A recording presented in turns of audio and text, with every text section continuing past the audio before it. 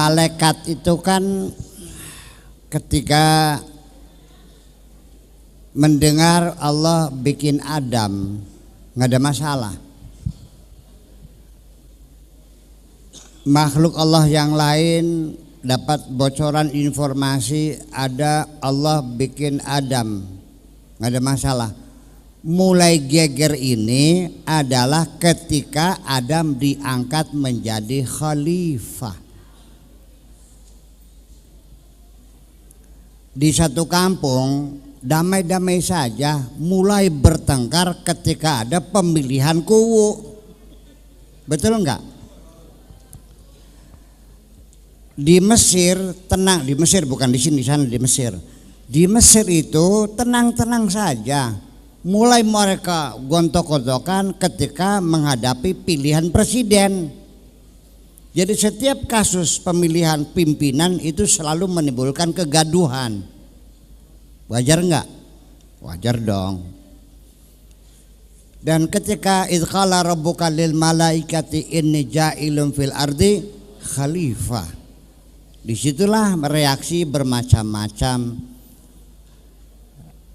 Malaikat juga keberatan, ada nota keberatannya, saya simpen arsipnya ada arsipnya, keberatan gitu. Kalau mau tahu boleh ada dulu. Kemudian malaikat juga menolak. Di sini saya ingin mengatakan, apakah khalifah itu maksudnya pemimpin? Ini kan menjadi bahasa viral. Khalifatullah fil ardi. Pernah dengar ya? Khalifatullahi fil ardi. Wakil Tuhan di atas bumi. Memang Tuhan perlu wakil. Memang Allah tidak bisa mengerjakan sendiri, perlu diwakili. Tanda tanya besar sesungguhnya. Yudabbirul amra minas sama ilal ardi. Semua urusan langit bumi ditangani semua. La ta'khudhu sinatun wala naum. Enggak pernah tidur, enggak pernah ngantuk Allah setiap hari. Ya, ta'ruju ilaihi fi kulli yawmin miqdaruhu 50 alfi sanatin mimma ta'udun. Kepadatan Allah setiap hari itu penuh padat. Ukurannya satu hari satu harinya Allah sama dengan 50.000 tahun. Bayangkan dipres begitu. Sangat sibuk dan Allah tangani sendirinya. Jadi disitulah muncul pengertian khalifah itu. Dari situ muncul pengertian khalifah itu bukan wakil. Khalafa yakhlufu. Itu artinya menggantikan. Nabi meninggal, muncullah Abu Bakar, namanya khalifatu filah, yang menggantikan, bukan mewakili, menggantikan. Saya meninggal, nanti setelah itu anak saya, setelah itu cucu saya, setelah itu buyut saya, setelah itu cangga, setelah itu wareng, udeg-udeg, blegedor, gedang. Nah, kalau begitu khalifah itu bukan pemimpin, berarti makhluk yang terus melakukan regenerasi. Udah, ini kita pendekatan linguistik dulu. Jadi khalifah itu bukan pemimpin tapi adalah makhluk yang berketurunan. Kemudian malaikat bertanya, ataj'alu fiha may yufsidu fiha wa yasfiku dima? Apakah engkau akan bikin orang yang nantinya akan membuat kerusakan di bumi ini, yang perang saudara banjir darah? Kalau begitu pernah terjadi dong. Betul enggak? Nah, sebagian ulama mufassirin mengalihkan perhatian supaya tetap ada makhluk pertama. Mereka mengatakan yang perang itu sebangsa jin. Nah, kalau jin ada darahnya enggak? Kan wayasfikud dima, menumpahkan darah. Kalau jin ada darahnya enggak? Darahnya merah atau kuning darahnya? Jadi artinya bahwa berarti sebelum Nabi Adam itu sudah ada manusia. Ini dugaan. Kita sama-sama tidak tahunya. Pokoknya kalau kita kajian itu jangan dulu mengambil kesimpulan dan memastikan. Semua kesimpulan kita sifatnya sementara. Apabila ternyata di kemudian hari terdapat bukti-bukti baru, maka kesimpulan kami akan disempurnakan lagi. Begitu enggak? Ilmu itu jiwanya seperti itu. Apalagi kajian sejarah, kajian-kajian fisika juga setiap saat dirubah kok. Ternyata salah. Ilmu fisika itu disebutnya ilmu pasti, betul enggak? Fisika kuantum yang sudah urusannya masalah partikel-partikel. Apakah dikiranya keputusan Einstein bahwa proton itu sebesar itu, ternyata ketika diuji ulang dengan metode yang berbeda. Dulu Einstein menggunakan itu mengukur proton itu dengan orbitnya elektron di seputar proton, disitulah mengukur kebesaran siku-siku dari proton. Ternyata dengan menggunakan ion terakhir, ternyata proton yang diduga Einstein 14% lebih kecil daripada semuanya berubah. Tabel periodik sekarang di kimia sekarang sudah muncul ada unsur kimia yang baru. Betul enggak? Enggak ada sesuatu yang pasti semuanya, dan semuanya berkembang, apalagi ini sejarah. Tetapi Imam Zamakhsyari begitu melihat Al-Quran yang menyatakan bahwa di langit ada binatang melata, wa ma fihi ma min dabbah, binatang melata yang ada di langit, yang ada di bumi. Pada abad keempat Hijriah, Imam Zamakhsyari sudah mengatakan kemungkinan di planet lain ada makhluk yang berbudaya seperti kita ini. Mau bilang apa lagi? Semuanya kemungkinan. Dan kita akhirnya sama-sama tidak tahu. Dalam keilmuan semacam ini, at the age you have to say I don't know anything. Di penghujungnya engkau terpaksa mengatakan aku tidak tahu apa-apa. Anda bisa bilang I know, tapi I know nothing, sama aja akhirnya. I don't know anything atau I know nothing, sama kan? Artinya tidak tahu. Nah, di sini saya juga ingin menyampaikan, apakah engkau menduga ketika nanti setelah kiamat selesai, yang masuk surga selamanya, yang masuk neraka abadal abidin selamanya, dan setelah itu Allah pensiun, sudah tiap hari tidak ada penghujungnya dan tidak ada akhirannya. Allah ngelihat gitu. Di sini orang surga tertawa terbahak-bahak, selagi orang menjerit menangis neraka. Biasa aja. Selamanya begitu? Sudah stop? Atau Allah akan bikin makhluk baru lagi? Nah, sebelum Adam ada makhluk enggak? Sejak kapan Allah bikin makhluk?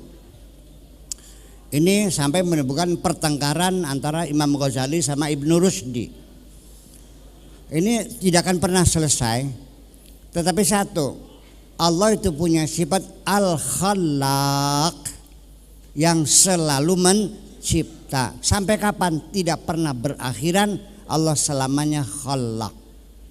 Kalau Khaliqun yang mencipta, tapi Al-Khalaq yang selalu mencipta. Setelah dunia, kalau kita begini, yang kita tempati ini, tata surya kita ini bintangnya apa namanya? Matahari. Matahari itu adalah bintang kita. Oke. Di mana letaknya? Di galaksi. Salah satu galaksi dari sekian miliar galaksi yang tak terhingga. Galaksi kita namanya galaksi The Milky Way, atau bahasa Indonesianya bilangnya galaksi Bima Sakti. Bintang kita ini yang matahari ini letaknya di tengah, tidak di tengah sekali, tidak di barisan luar sekali. Ya, jadi tidak di black hole dan juga tidak di lingkaran luar, di tengah-tengah. Matahari kita ini, matahari ini bintang yang sedang. Paling besar tidak, paling kecil juga tidak. Paling terang juga tidak, paling redup juga tidak, sedang saja. Lalu setiap bintang itu ada namanya planet-planet yang berputar, mengorbit sekitarnya. Nah, kita ini namanya tata surya. Bintang itu juga ada kematiannya. Ada namanya kematian. Ada seperti manusia, apa saja semua ada batasnya. Kullu nafsin dha'iqatil maut, semuanya akan habis, semuanya akan mati. Bintang juga akan mati. Matinya bintang itu adalah akibat permukaan yang mendingin, bagian dalam yang terus bergejolak panas. Akhirnya kematian bintang ditandai dengan ledakan. Bintang itu matinya dengan meledak. Kalau manusia dengan nazah, betul nggak? Manusia mati kalau otak jantungnya berhenti. Bintang itu dengan meledak. Nah, ketika bintang meledak, itulah yang disebut dengan supernova. Supernova terakhir yang terjadi itu 25 tahun yang lalu, baru nyampe tahun kemarin gelombangnya ini. Karena dengan kecepatan saya yang nggak tahu seberang sananya galaksi kita. Nah, ketika bintang meledak, itu akan melahirkan planet-planet baru lagi. Paham nggak? Iya, jadi kita ini sangat sekali. Jadi namanya kajian sejarah, kalau kajian sejarah kuno, antropologi, teori evolusi, kalau saya tidak meyakini teori evolusi itu, ya, karena di dalam sejarah penciptaan makhluk ini, makhluk hidup di bumi ini baru ada 4 miliar tahun yang lalu. Sedangkan The Big Bang yang dinyatakan oleh George Lemaitre itu adalah terjadi 14 miliar tahun yang lalu. Bumi baru layak ditempati makhluk hidup itu 4 miliar. Jadi selama 10 miliar masih panas, masih menyala. Nah, makhluk alam pertama itu al-hayawan al-ma'iyah. Binatang-binatang yang satu sel, ya. Plankton seperti itu di dalam air, namanya al-ma'iyah. Nah, terjadi proses perpindahan dari air ke darat, tetapi masih bisa di darat, bisa di laut, namanya al-barma'iyah.